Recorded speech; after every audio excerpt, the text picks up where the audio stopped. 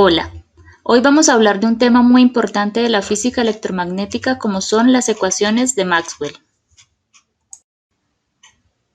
En 1860, el físico escocés James Clerk Maxwell resumió de una forma matemáticamente precisa las leyes experimentales de la electricidad y el magnetismo, que a la fecha se conocen como ecuaciones de Maxwell.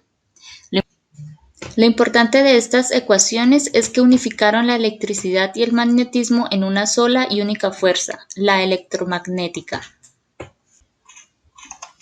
Estas cuatro ecuaciones son la descripción del campo electromagnético, el campo eléctrico, el campo magnético, su origen, comportamiento y relación entre ellos, incluyendo las ondas electromagnéticas como la luz.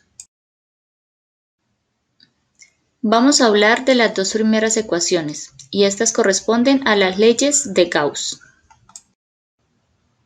La primera es la ley del campo eléctrico. Esta ley dice que la divergencia del campo eléctrico es igual a la carga y que las líneas del campo eléctrico nacen en las cargas positivas y mueren en las cargas negativas, como se ve en la imagen.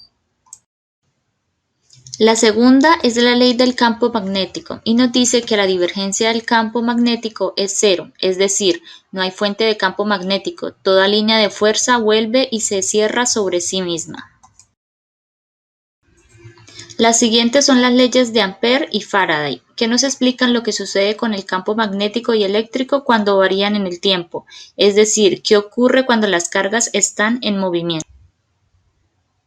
La primera, la ley de Faraday, nos dice que un campo magnético variable genera una corriente, es decir, un flujo variable de campo magnético crea corriente en una espira. La segunda y última es la ley de Ampère-Maxwell.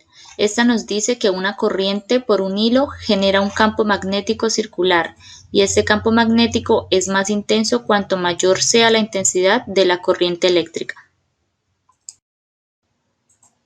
Hablando de la ley de Ampère-Maxwell, surge el término corriente de desplazamiento.